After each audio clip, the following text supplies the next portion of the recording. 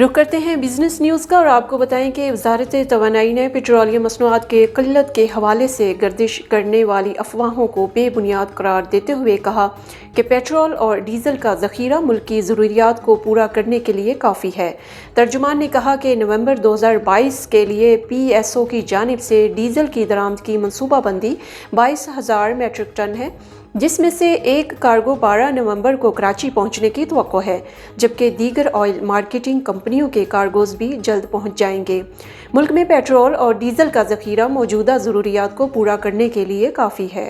सुई नादरन और सुई सदरन ने गैस के कीमतों में 237% तक इजाफे की दरख्वास्तें ओगरा में जमा करा दी हैं। ज़राए के मुताबिक सुई नादरन ने गैस कीमत में 1294 रुपये फ़ी MMBTU इजाफे की दरख्वास्त की, जबकि सुई सदरन ने गैस की कीमत 1840 रुपये फ़ी MMBTU करने की दरख्वास्त दे दी।